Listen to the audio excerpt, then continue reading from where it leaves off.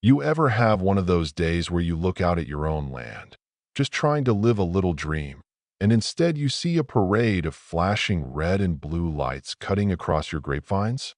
Yeah, that happened.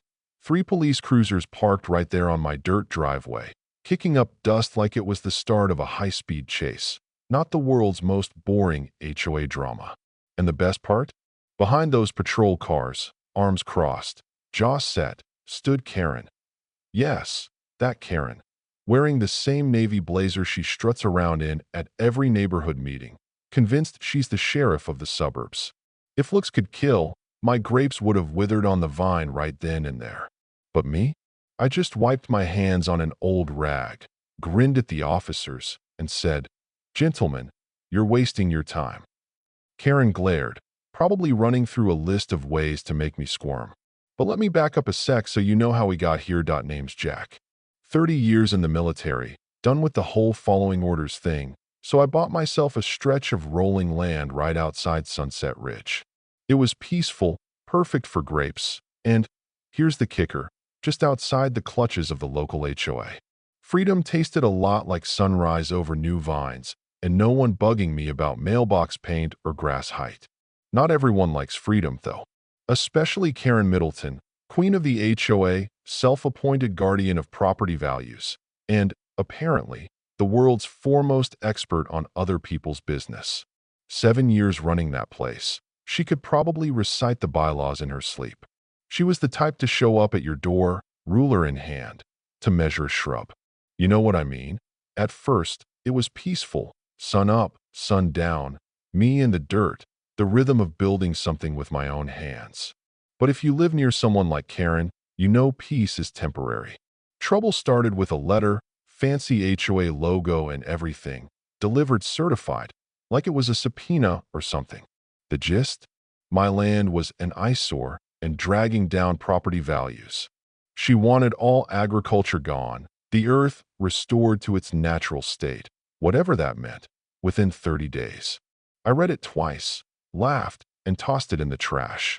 That was my first mistake, apparently. More letters came, each nastier, each threatening fines, lawsuits, aesthetic harmony violations. I ignored them all because, well, I did my homework. My land was absolutely, 100%, not under HOA control.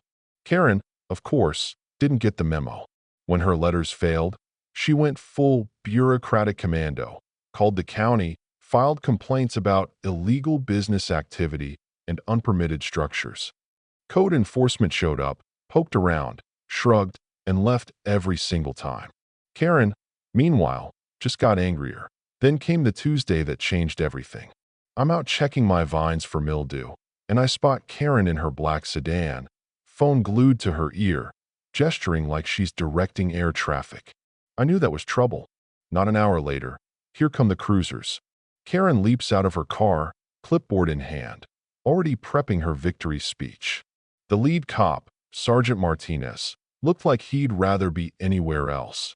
Walks up, apologetic, and says, "We got a complaint about zoning issues." Karen's right behind him, nodding so hard I thought her head might fall off to S.O. I hand Martinez a folder. Deed, survey maps, even a letter from my lawyer. Took him 5 minutes, tops, to see Karen's crusade was a joke.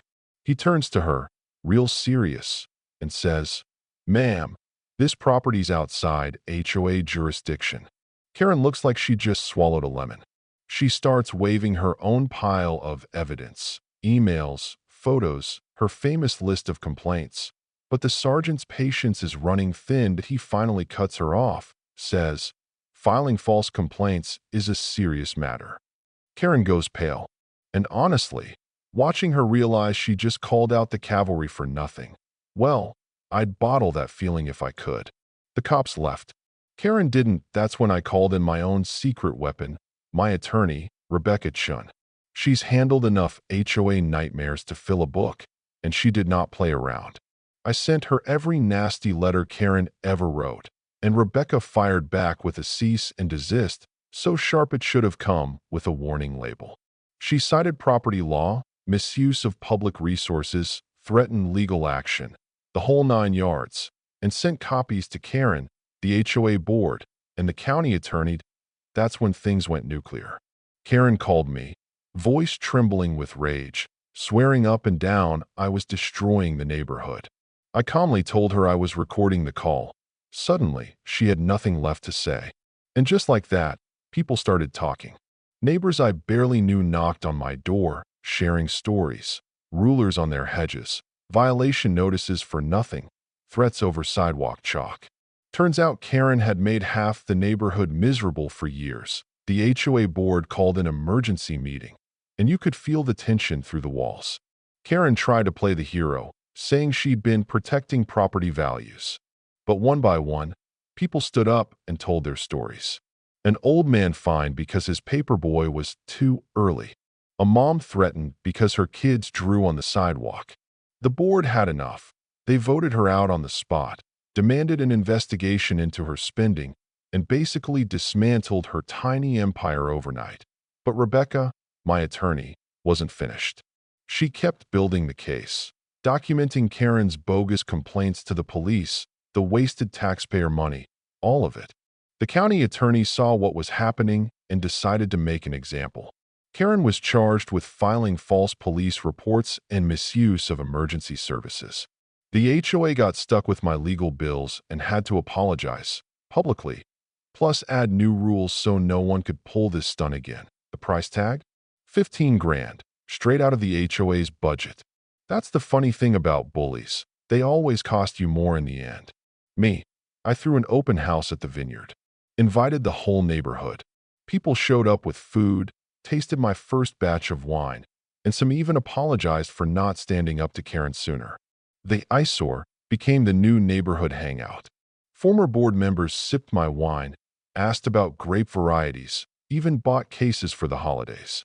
How's that for poetic justice? Meanwhile, Karen's trial moved quick. She got 6 months in county jail, 3 years probation, and had to pay back $12,000 for the trouble she caused. I'll never forget her face when the judge read that out. Pale, knuckles white, the whole deal. Suddenly, her rules didn't mean much anymore. Here's the thing, though. I didn't start this mess. I just wanted to make wine and mind my business.